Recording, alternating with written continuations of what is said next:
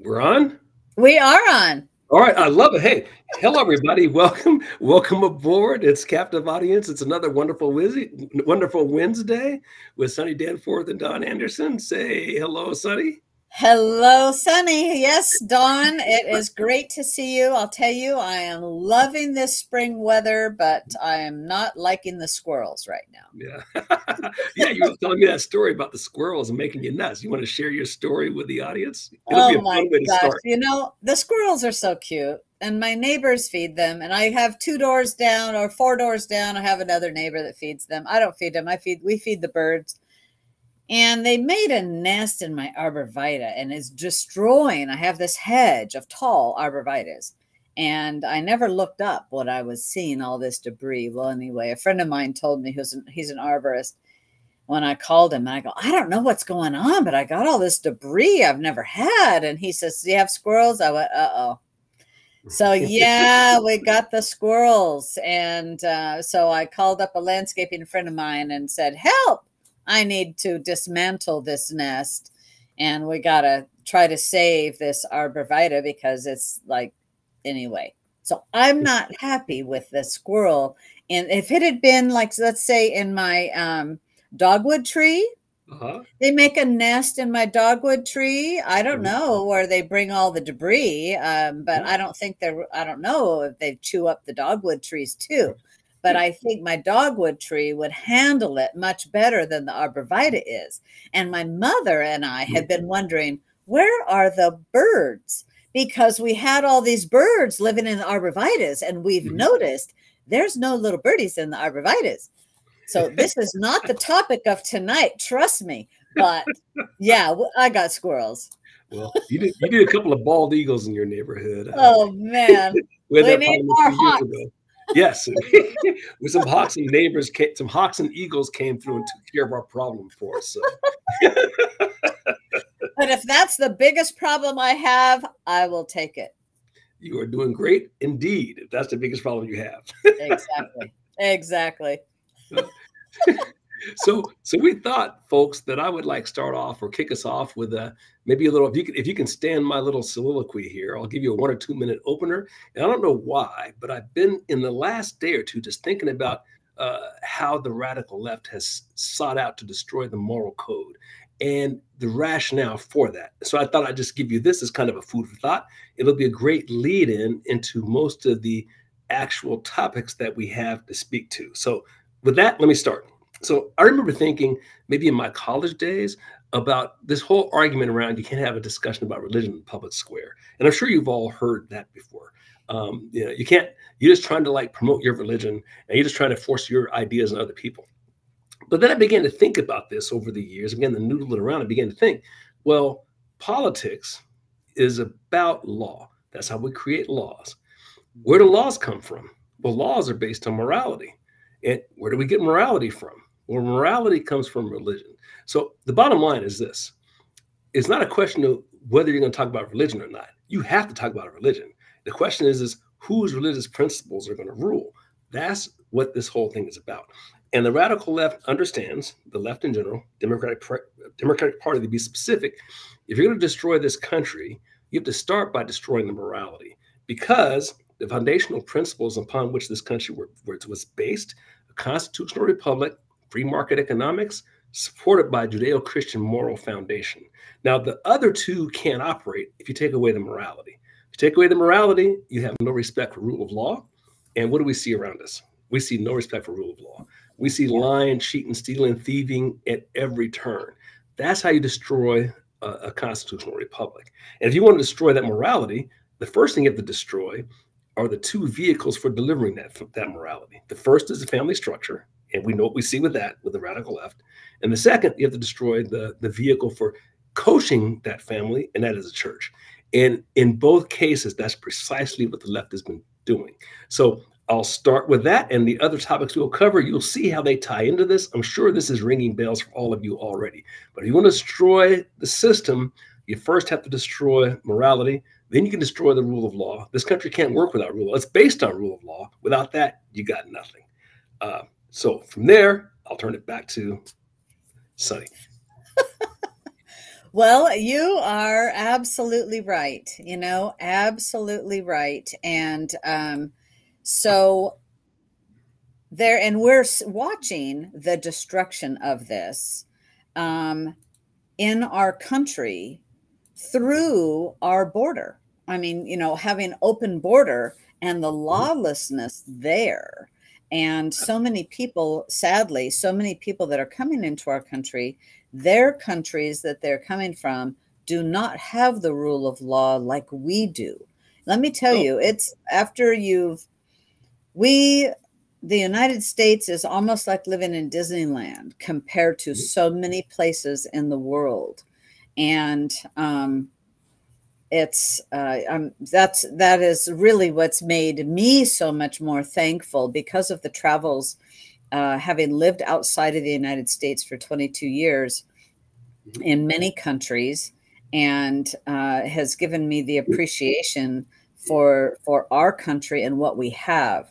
And it's painful seeing that destruction.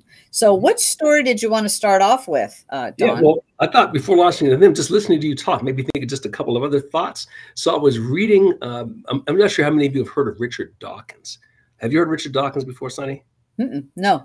So Richard Dawkins is a world famous atheist. He wrote a book called The God Delusion about 10 years ago. Sound familiar at all now? Hmm. So Yes. basically, his whole premise, this guy goes around the world lecturing around why Christianity is crazy and don't believe in it, and there's no in mocking Christianity, believing in the flying spaghetti monster was one of the ways he put it. But even you see enough destruction by the takedown of Christianity and religion in general, and even people like him begin to see the light. So here's a recent quote I just saw from him. And I quote: "This is Richard Dawkins. I'd rather live in a Christian nation, even though I don't believe a word of it." Now that's amazing, right? Wow. You think about it, and it's logical. What Yeah. kinds of nations are people fleeing towards, and what Right. kinds of nations are they leaving? Right. They're fleeing towards nations that historically had a Judeo-Christian moral foundation, and they're leaving countries that don't because they don't have a rule of law. And I'm sure if you think about your travels around the world, you can probably relate to that. Yeah. One of the things people report about all the time when they go to Mexico is the lack of rule of law. The policeman pulls you over, you just bribe them. Because Absolutely. that's how it rolls, right? And that's That how it is rolls how it most of rolls. the world. And that's why one of the principal reasons why these countries are train wreck. They don't have uh, a moral, a Judeo-Christian moral fabric. Let's put it that way, right? Right. So the first story I thought I'd talk about is the Boy Scouts of America. I'm sure many of you have heard that they've changed their name. So now they are the what is it? Scouting America, right? Because it's more inclusive, right? So of course, what that means is it's an attack on the genders. So now there's girls and they're trying to attract girls and Boy Scouts. No, by the way, there's suddenly a spike in the amount of reported cases of child abuse. Surprise. So a And direct, that's so sad. That is so sad. Scouting has been a great program in America, but what has happened, and I don't know the names of these organizations, but I've read a little bit, but sorry, I don't remember the names. There are other organizations that are uh, male solely for the male gender, and that are along the same lines as the Boy Scouts, and they're going, no, we're strictly, because they have the right. And the Boy Scouts, I know there was a lawsuit in that, but you do, when you have a private club, mhm. you have the right to choose who you admit, regardless of gender, sex, or religion or anything. And so, anyway, so there's other clubs that are formed because of that, and that is a good thing. But how sad that a parent might think, oh yeah, the Boy Scouts is going to be a great thing, and then their son gets molested. Yeah, and no, and this is a classic strategy of the left. They like to have organizations be really big and large because if you attack one, you're taking down the whole system. This might be another one of those blessings in disguise. So instead of having these gigantic and massive Boy Scouts and Girl Scouts, they've destroyed and infiltrated those two. But what they've done is they've caused millions of other things that sprout up on their own that do exercise their right to freedom of assembly, which is what you were just recognizing. We have the right to freedom of assembly, and this is indirectly, it winds up being an awesome thing. But again, it shows the job of the left is to destroy morality, and the best way to do that is destroy family structure. And this is another one of the ways that they do it. I find it absolutely fascinating. Well, it is. And so as you were talking, I was thinking, well, this is kind of like COVID has blown up the public school system. And now there's more private schools and Christian schools expanding all over across the nation because of that. And so those are some blessings out of all of this immorality that is happening. Yeah, I think they've had the hubris to think that they can control everything. That's one of the big problems about these really, really smart people. They think they can control everything. It's one of the biggest problems with the centralized economy. They think they can make decisions. A small group of smart, quote unquote, people they know more than 350 million other people making their own decisions, and inevitably they don't. So things go in directions they can't possibly have imagined, and this is one of them. And again, and this winds up being a good thing. Yeah, it does. It does. Absolutely. So much like the Alliance Defending Freedom backs a pro-life club that was shut down by high school for being too political. Yes. Now you got to love that. So they're okay with you making any kind of statement that's anti-America, pro-gender choice, all of this other things. But the minute, and if I recall, this is the one, the minute you start talking about pro-America or Christian values, then suddenly they want to shut you down, right?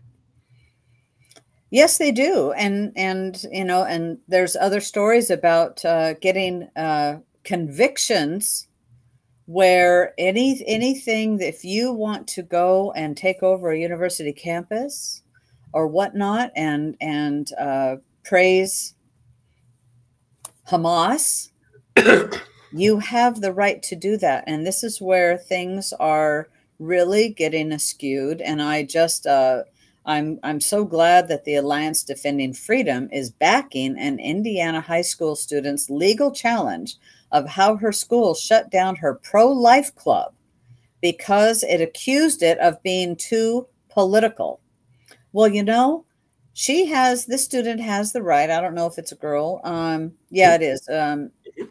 And the students don't forfeit their free speech when they walk into the school building.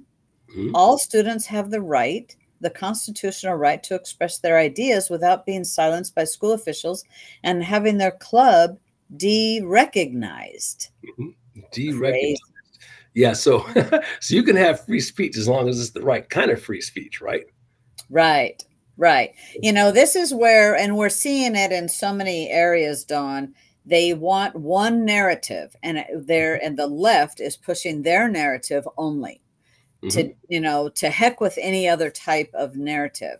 And this is where we have to stand up and we have to fight back and say no. And thankfully we have organizations like Alliance Defending Freedom and many others across the United States that are helping to fight for our First Amendment right, you know, and right to free assembly.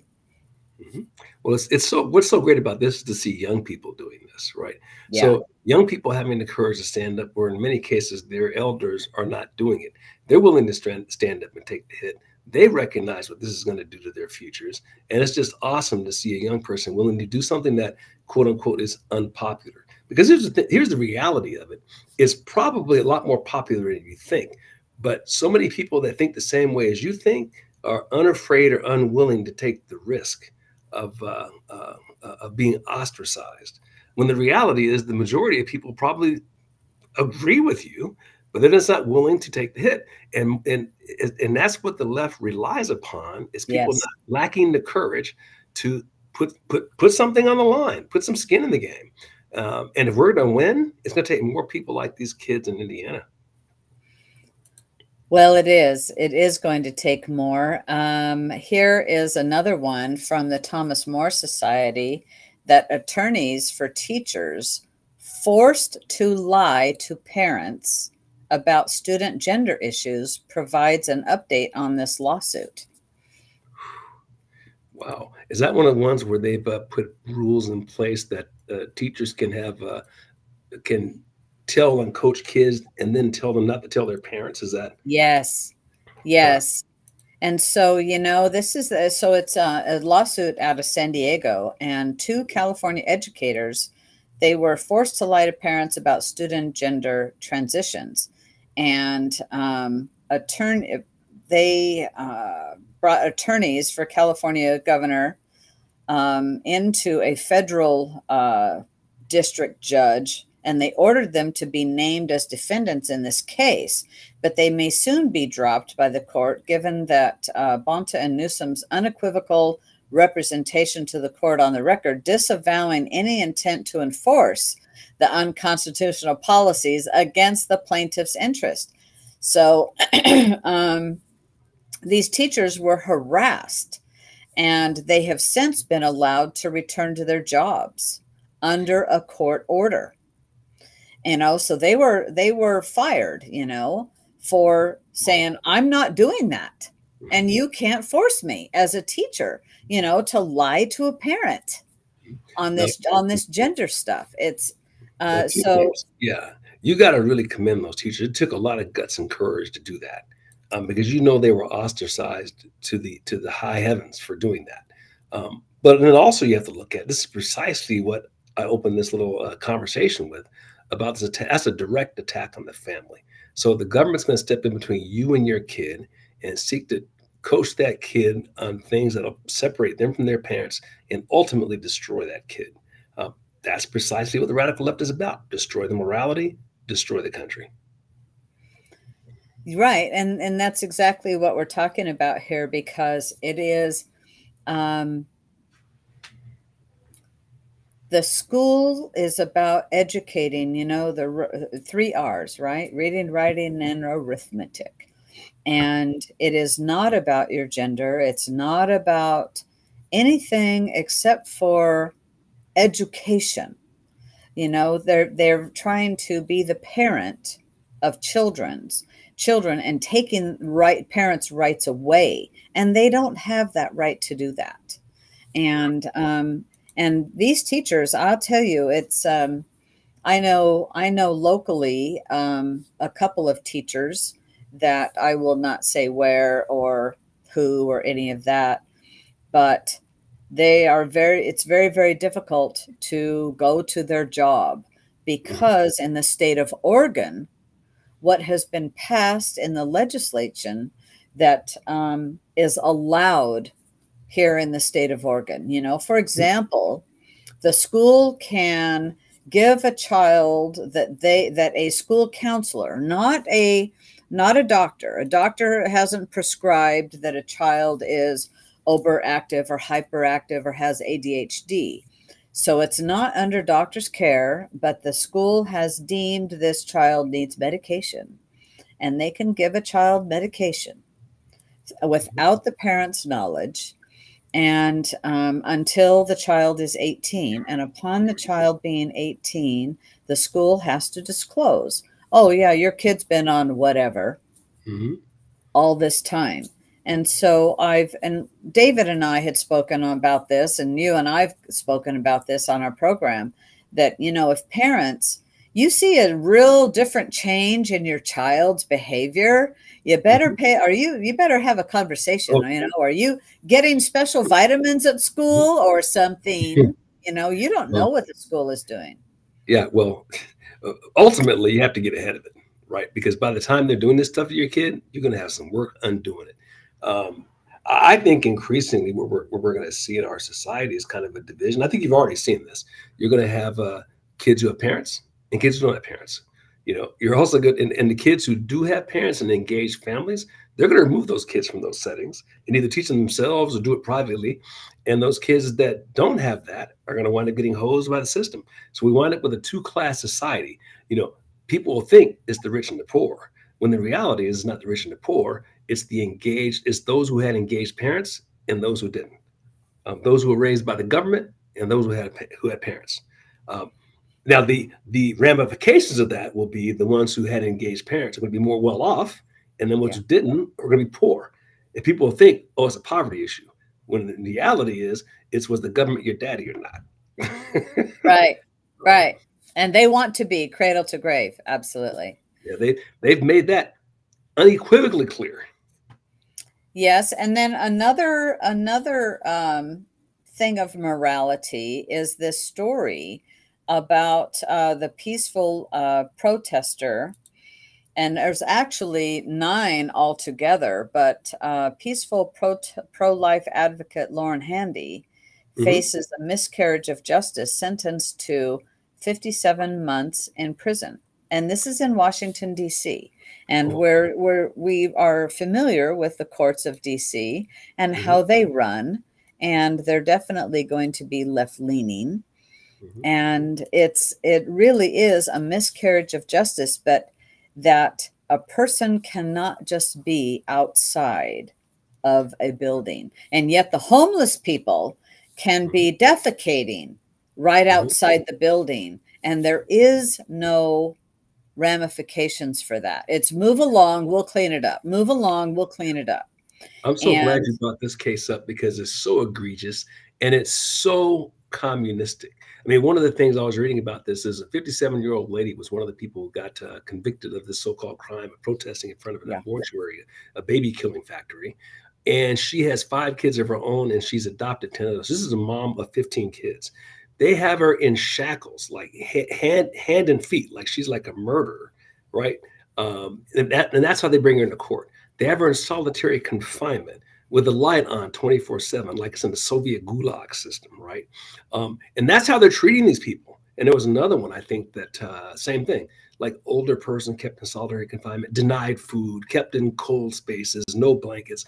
This is the stuff you expect to see when you hear about prison in North Korea, and they're doing that in the United States of America. It is unbelievable. It is unbelievable, and they're not doing it to the Antifas that were arrested and released. They're not doing it to the left's people. They're not doing it to the Hamas, the people that destroyed Portland State University's library. They're not doing that. And frankly, we do have laws and rules in this country about how a prisoner should be treated. And they are being, and all the January 6ers, I won't say all, many of the January 6 people are being treated in this same fashion, and it is wrong. Because they're doing that to send the signal to the rest of us. Yes, they are. That's exactly what it is. It is all about intimidation and fear, trying to control the population through fear. And my heart goes out to Lauren Handy, and she says, you know what? I'm okay with this. I am okay with this because I know what's in my heart. What an amazing person. This is like, we've got Alexander Solzhenitsyn in our own country now. How about that? We can't mock the old Soviet Union anymore, can we? No, because it's here. It is here. Like it or not, it's here. Another good story out of the Thomas More Society, and thank you, by the way, for turning me on to that, because I didn't know anything about it. I'm glad you like it. Somebody said that to me, so. I do. And, and this is where we share the information with each other and go, oh, yeah, wow, I've never heard of them. And we can't know everything, right? And, but being willing to look at a new news source for me and go, oh, wow, look at all, I like these stories. So this is an older story, but it is a federal court rules that the University of Colorado vaccine policies motivated by religious animus. Wow. Yeah. And the great thing is we're able to report that now. That wasn't the case a year or two ago. No. So there's positive news here. There's progress. There is progress. There is progress. Truth is coming out, and so people have been given their jobs back and being allowed to sue for being forced by their employer to having a jab and whatnot, or getting fired for not having it and whatnot. But you really can't undo the damage, whether you got the jab or you had to sell your house because you couldn't afford it. This was an economic train wreck, and not, for people all over the world, not just here in the United States. And to have people's livelihood impacted in so many ways that, we don't know, or business, like Lori just said, or business, your business shut down. They really hit the small businesses in the United States and people that worked in many of them. This is why but you see, by eliminating some of these employees, it opened it up for, we have to lower that bar. We have to lower that bar again. Sure. And so that we can hire other people that aren't even qualified.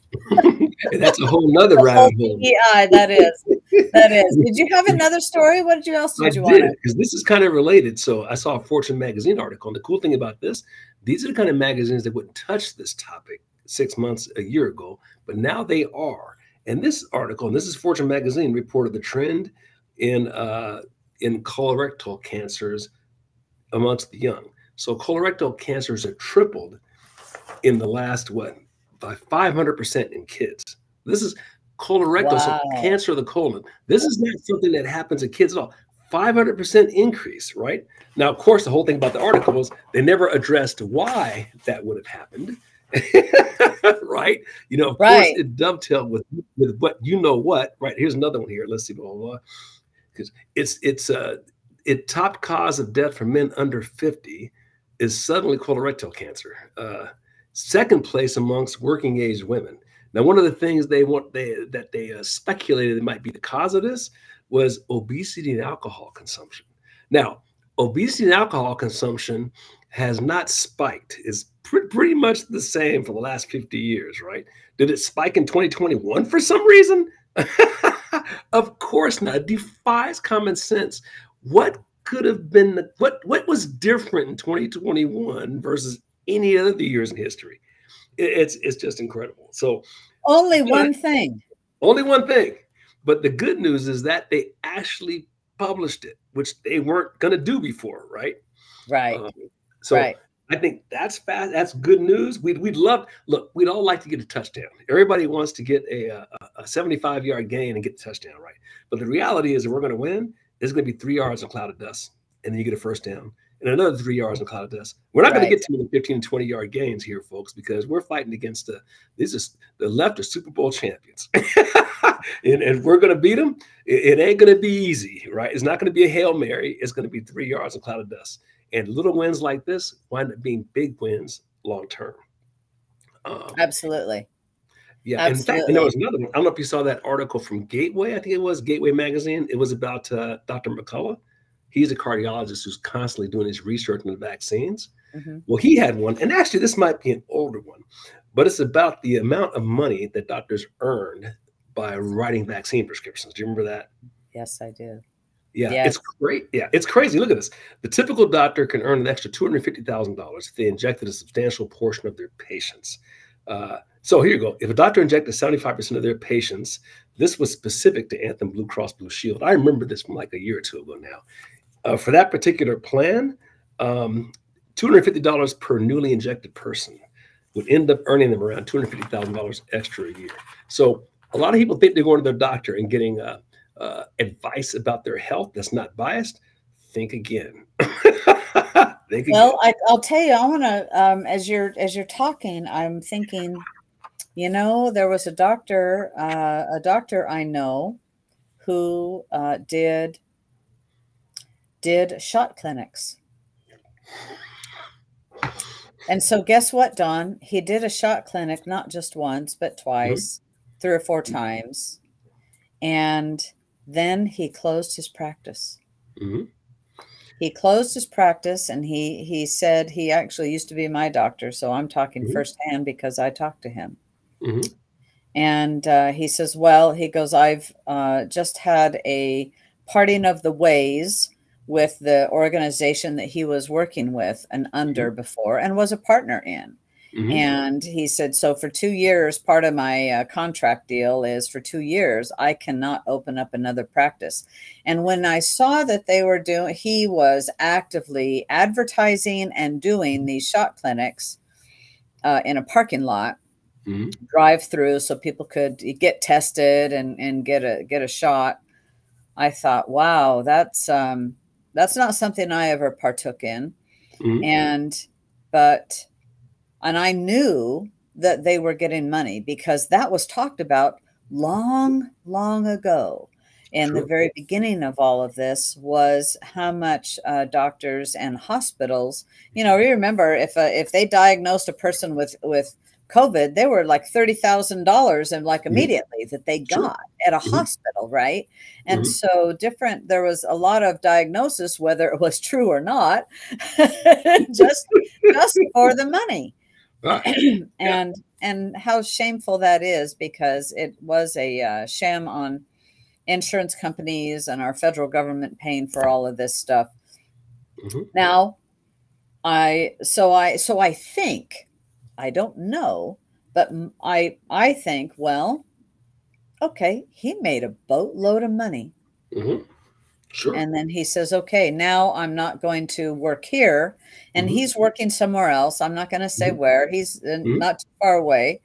And we'll see if he comes back into this area. But Mm-hmm. personally, I would never go back to him as a doctor.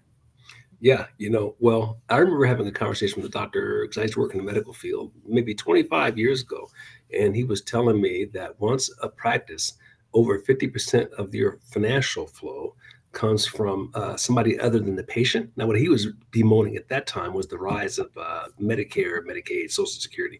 Once that gets to be, not Social Security, but Medicare, Medicaid, once that gets to be more than 50% of your practice, then you are no longer your patient and you are no longer making the decision. They are. And you look at where we are now, many practices are way beyond that. Yes. So the insurance companies are calling the shots, or the government indirectly. And so the doctor may think you need drug A, but the insurance company makes more money on drug B. Guess what you're going to get?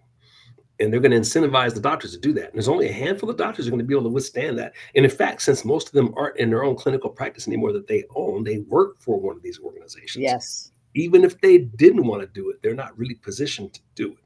So you can see that this injects a third party in the patient-doctor relationship. And you really can't, caveat emptor, let's put it that way.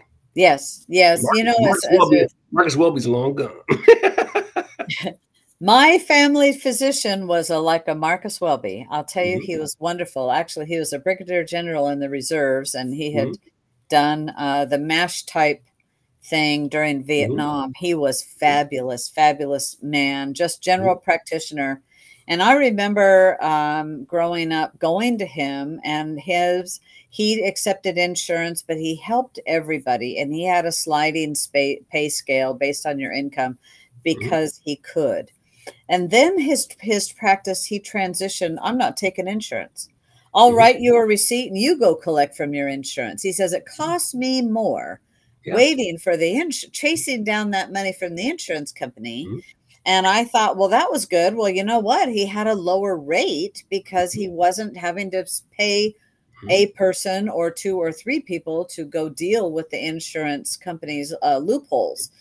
And the last time, he's since passed, but the last time I saw him, he was probably about 75 or 80.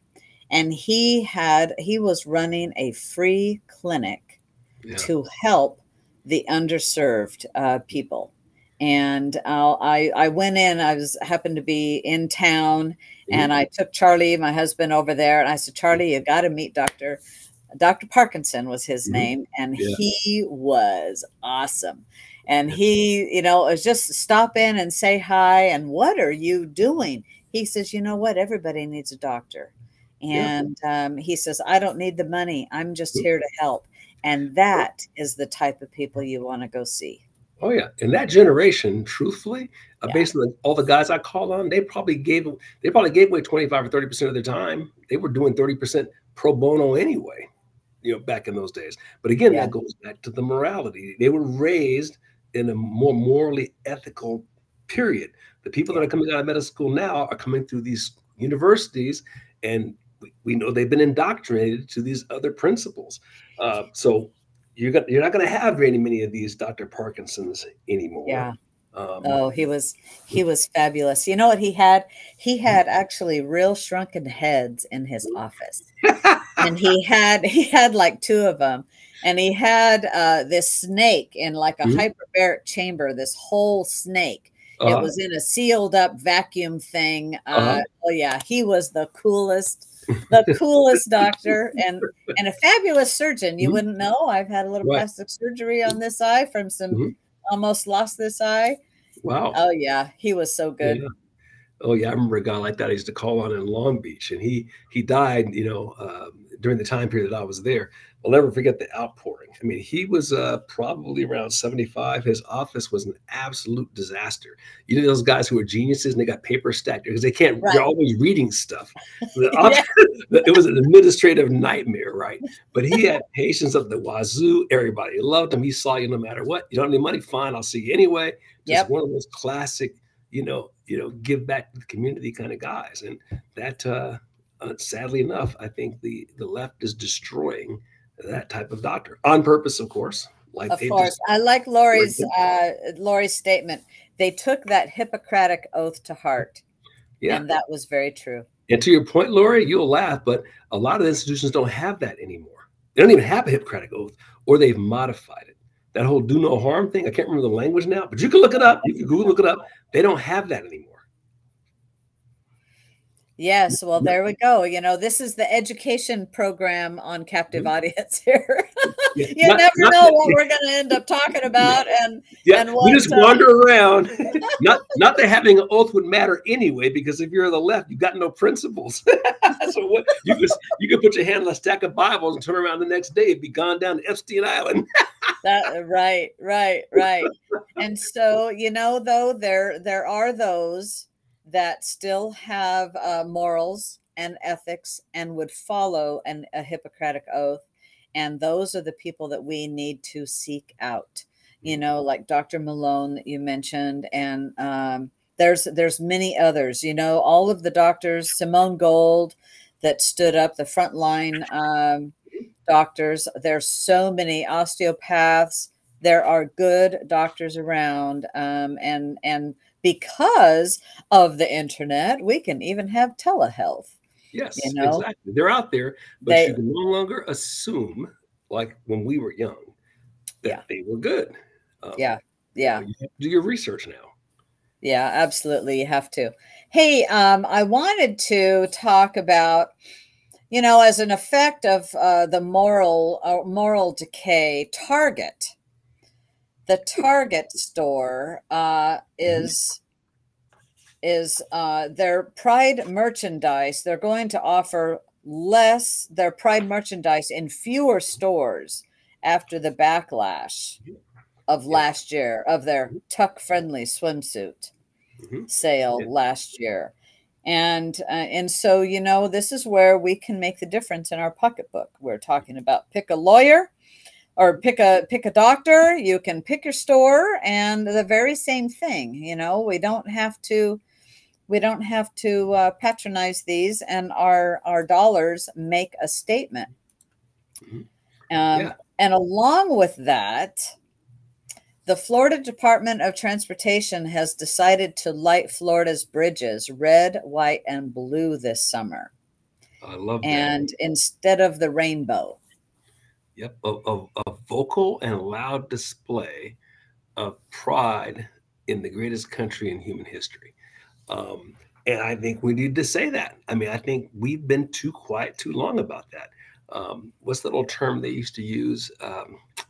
Well, I can't remember the terminology, but basically, it is the greatest, and this is demonstrably obvious. If it weren't so, we wouldn't have the massive immigration problem that we have. Yes. And we need to like speak to that always and speak to it with pride. And just circling back real quick, the Target thing, that's another sign that we are winning. And the beauty of doing a quiet protest, you don't have to, if you're not that person that's going to be out there loud, stand in front of the abortion clinic, I get that. It's not my style. I have done it, but it's not my style. But an easy protest, well, just don't go to Target. Just don't drink the Budweiser, right? These are easy things to do. And their sales are off 5.5%. Online sales are down 10.5%. These companies respond to that. The profit margins in retail are next to nothing. It doesn't take much to really hurt them. They're not going to listen to morality, but I'll tell you one thing, they'll listen to dollars. So that's awesome.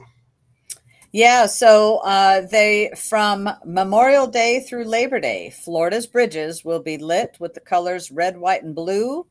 And it is part of Governor Ron DeSantis's 2024 Florida Freedom Summer. Mm-hmm. I think that is wonderful. Yeah, I think that is wonderful. So they're kicking off summer right away. And I'll tell you what, that's the kind of stuff that makes me want to move to Florida. Yes. Yeah, no, don't do it though. Somebody's got to be on the front line. Well, I'm on that. I'm on that. And well, I got like the Columbia River is what about a quarter-mile moat that keeps Portland away from us. Yeah. But one thing, Sonny, I just thought I had to bring up before it got too late in the call. And as I saw an article, and I forgot to send this one to you about Javier Milei, the president of Argentina. Have you seen the results of what he's gotten going on down there? And the encouraging thing about this is we know how to solve this problem. In the 1920s, when they had those disastrous economies in the 1930s, you could argue we didn't know. But now we know how to fix these problems. The fact that we're having this problem with crazy inflation, crazy interest rates, all of these things, because they're doing it on purpose. This guy, in the space of what? I don't know how long he's been in office. I don't think it's been a year, right? No, it hasn't. But, yeah, their inflation's gone from 300% to 11%. The interest rate's been cut 3 times in the last 3 weeks. They've had their first budget surplus since 2008. We know how to fix this stuff. And if we put our own... He's an economist. He knows how to fix this stuff. He knows how to fix it. But it doesn't take rocket scientists like stop spending, get rid of government employees, or the ones that are useless, which is a huge percentage of them, and give the power back to the people. We can fix this, and it would happen even faster in the United States. The mere signal of having somebody who come into office and stop doing this crazy stuff that Biden's doing would cause businesses to start investing again. I mean, just the signal of that would do it. So that's a huge positive. It is a huge positive for a country that had such high inflation. And he said, it's going to be painful, but we can do it. And it should turn around quickly. So it is turning around quickly. And the same thing can happen here in America after we get Trump back in office. I'm looking at this. It said Argentina had 25% inflation in December to 11% in March. That's like amazing. Yeah, 3 months. 3 months. That's a quarter. Yeah. It's a quarter. Meanwhile, here, I saw another story. McDonald's is getting rid of its free refills for drinks, right? So this is another way they get you with inflation. So, right? So, I was Dairy Queen the other day. It was $3 for a soft drink. Remember when they were practically giving away soft drinks at soft drinks in the liter? Because that was to get you in the door. I was to get you in the door. Now the cost of inventory, the cost of materials, the cost of employees have gotten so high that these food companies are having to do everything they can to keep a dollar. Did you see that? I think this Red Robin just went bankrupt, or is about to. Did I get that right? Was it Red Lobster? Red Lobster. Red Lobster, right? Red Lobster. I don't know about bankruptcy, but I know they're closing a lot of stores. Is that what they're having, a bankruptcy? They're going to wind up having a bankruptcy, right? And the reason for it is, look, they service the middle class, and the middle class pretty much said, I can't afford you anymore. It's better to eat at home. And so a lot of stores in that category are going to suffer. McDonald's, in effect, has said, because they've had so many price increases, the value customer that they used to go after, the value customer is defined as somebody who makes less than, say, a family that makes less than $50,000 a year. Well, we can't service that customer anymore. So we're going to like direct our efforts towards the middle class customer, because the customer that doesn't make $50,000 a year can't afford to spend $20 at McDonald's.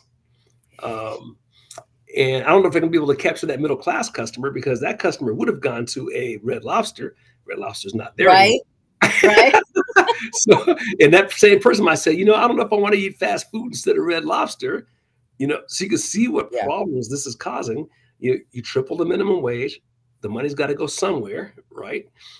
So you got to pay for your materials and supplies, which are through the roof. Interest rates on loans, which businesses need in order to start, get things going, that's through the roof. It's got to go somewhere.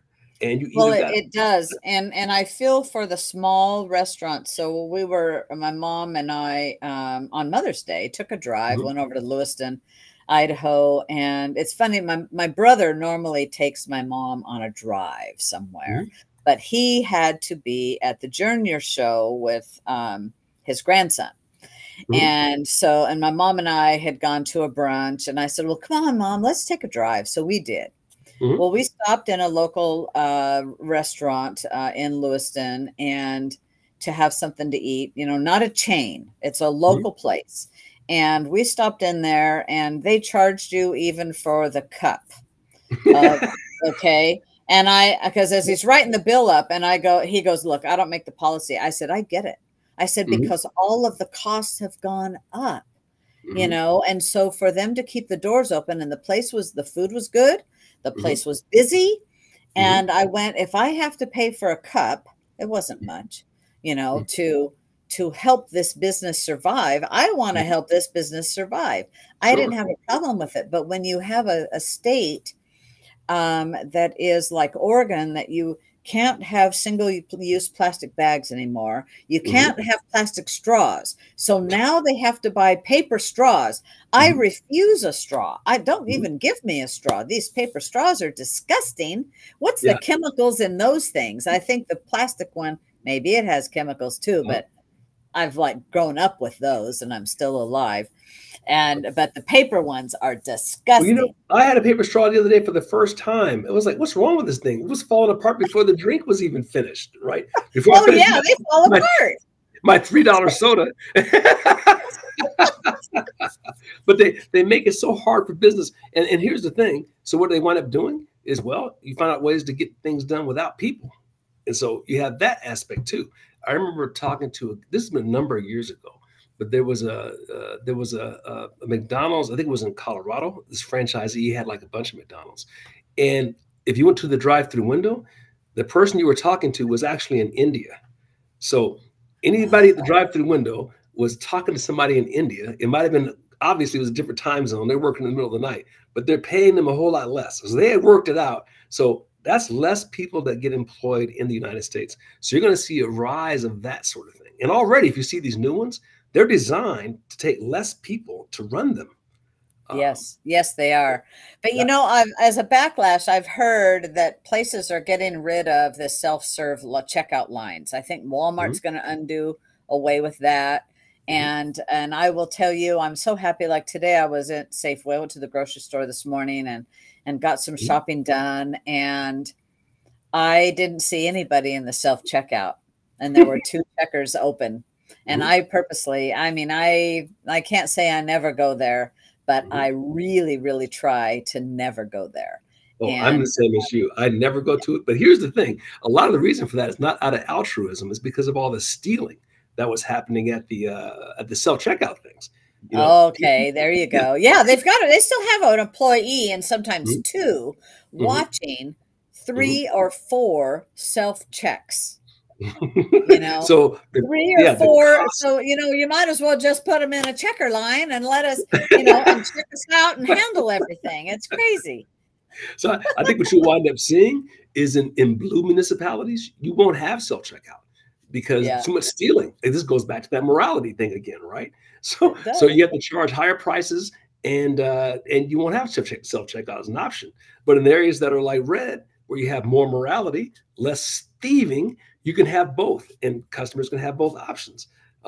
That's where we're headed. I was at a grocery store the other day, and I've never seen this personally, so this is a first. I went to go get some razor blades, and the entire razor blade section was gone. and it had a sign, you got to go customer service to get them. So I got over there and said, man, people were rolling up in shopping carts, filling them up with razor blades and dashing out of the store. Oh So my. now, And razor blades are expensive. You know, yeah, you get a little 6-pack for like $30. It's ridiculous. You but know, they have it only cost about $3 to manufacture. but they have huge resale value in the market. And I don't know if you've ever seen this. My brother-in-law used to be a store manager for Target, so I've actually seen this. You could probably go online and find this. People go to these stores and steal a ton of stuff. And then they have houses that they set up as Target stores in their house. And Oh, then wow. they tell people, and people go shop at the house and get like a 30% discount because all the stuff is Oh, stolen from wow. Target. And this is true of most any store. I'm just using Target in this case. So Right, if you right, would buy right. Tide, I'm sure razor blades are a great item to get there because you can get a huge markup on that, right? If it would have cost you $25 at the store, you can get it for like $10 at the house where they just stole the stuff. So a lot of people aren't aware of this. You can literally go to somebody's house in a lot of these blue areas and just go shopping. So there you go. And the rest of us, of course, are subsidizing this. Now, I don't know how many of Wow, you were aware of this. that's the black market that I didn't know about. Yep, it That's exists. what You that can is. YouTube that right now. I bet you'll be able to see it, right? Where the cops make a bust and the entire house is nothing but Tide. Wow. Tide detergent. Wow. They just would have stole nothing but Tide or nothing but, what do you call it? Mach 2 razor blades, right? It's Right. unbelievable how organized this crime is. You Well, I you see have Pat says, I've had the same box of razor blades for decades. Well, if you're not shaven, Pat, I can see why you uh-oh. had it for decades. You can't be shaven and not still have it for decades, I can tell you. Trust me, Pat. I got too much real estate right here to go that long without shaving. I Hey, cover a lot of real estate. speaking of that, Don, my husband wears his hair the very same way. Okay. I Or like it. he shaves it. Well, Yeah. I kept seeing this commercial about this electric thing Mhm. that Mhm. will roll over your head. You know, it's got like 4 rollers and what? Uh-huh. And I said, Charlie, you want one of those? No. Well, I went and bought him one. And I'm going Okay. to tell you, and it's rechargeable. He goes, Uh-huh. oh, I love this thing. I love this thing. And I said, well, I can see the same place you missed with your razor. You're still missing with that thing. So let me touch it up for you. So I got to use it on him just the other Uh-huh. day. Mhm. And I go, oh, this thing's cool. Can you do your legs with it? I was like, oh, this is And it gets close. Does it get close? it Like, gets close. Yes, I'm telling you, Don, it's rechargeable. And I said, I think this is a lot better for your scalp, uh-huh. and it would, the little blade, the little round things has Uh-huh. like 4 of them on there. Uh-huh. And it moves around on it. And I went, this is cool, Charlie. He goes, oh yeah, this is so easy. And then you're not buying razor blades all the time. You're not. And it's one purchase, rechargeable. It wasn't a lot. Uh-huh. And it was one of those as seen on TV things, I think. I don't remember. Okay. And You remind might me, have to read the name. I will text you with the brand because he's really liking it. Because us guys are pretty married to the rate after you've been shaving your head for a while. Now, at first, now you women are going to laugh because women are used to shaving a lot of real estate. When you got to shave your legs, that's a big Right? deal. That's a lot of ground to cover. We're used to just shaving our face. Well, when I used to race bikes, I had to shave my legs. And I messed it up. My wife would laugh. I messed it up the first time. I was a bloody mess. How do you women do that? I'll tell you, it is tricky. And my brother, he was a swimmer. So he shaved everything. One of So my he brothers. knows too, right? So yeah, he gets it and he goes, oh my gosh. Well, yeah, It's a pain in the shaving neck. is tough. You got to be tough to do it. So, yeah, it takes a lot of practice to shave your head and not wind up, looking like the biome bleeder, right? But I will try it. That is hilarious. Oh, that is funny. All Well, right, everybody. Well, we've had a good laugh. We've learned more about each other than we ever knew. And yeah, these electric shavers for these guys, that do that. And frankly, I like it. I like the look. My husband, he's handsome with it. And you are too, Don. You wear it well. Well, And thank you. you know what? Why not? Hey, it's Well, only hair. yeah, I will. I'll give it a try. I'm open. I have to admit, I'm a little wary of trying something new on my head, but I'm open to it. Oh, Pat says TMI. Okay, Pat. Well, you know. That's great. There's So a there's a lot of serious stuff going on in our world, and it feels good to laugh, Don. It we feels have good to be to able to laugh. laugh and So cut it up a bit. So I found something today as an interesting historical factoid. We always leave you a little historical factoid. So look this up. I didn't do much research on it, but I thought it was interesting. So this presidential election will be the first time we've had two presidents be able to run against each other, where we've had a 4-year track record of each head to head, right? Oh, yes. Which is a pretty cool thing when you think about it. So nobody can say, we know what you did. We lived through what you did. Yeah, no So we lived kidding. through it back to back, right? You're So actually comparing apples to apples. apples to apples, right? You don't have to like rely on what anybody said this election. How are you feeling in 2016, 17, 18, 19? You know, what was going on then? And how are you feeling what happened 20, 21, 22, 23, 24? Pretty easy peasy. The last time this happened, I went to look this up. It's pretty cool. It was Grover Cleveland was Democratic president from 1885 to 1889, and he ran against Benjamin Harrison, who was the Republican president from 1889 to 1893. Let's see, Grover Cleveland. Let's see, blah blah blah. So Cleveland was president twice, and Harrison was president once, and they bookended each other. Now, next time we get together, I'll have to look up and see what the results of all of that was. What were the things that were going on at the time? But I thought that was pretty interesting. This is only happened one time before. Yep. Yep. Hey, I want to give a shout out. Thank you, Don, for sharing that with us. That's interesting. A shout out to David and Karen Darnell. For those of you all on Facebook, please look up David Darnell, go to his Facebook page, or Karen Darnell. And I'll tell you, David needs our prayers. I saw that Karen had posted that he was in ICU, and they need our prayers. They also need donations. Their income stream has been highly impacted, and we David is a founding member of Captive Audience. He's been on here so much, and he's given so much to Captive Audience, but to politically and many friends here in the state of Oregon. And so please keep them in your prayers and send them love, send them money. There is a GoFundMe page. I'm sorry I can't put it up after the program. I will post it in the links. There is a GoFundMe page, and Jeff Reynolds, actually, there was somebody else who made it. So please look it up and donate and send the prayers. Dave misses being here. We love him, and we want him to get well. Absolutely. Okay, everybody. Good night, and share the message. We'll see you Friday. Good night, everybody. Thanks a bunch.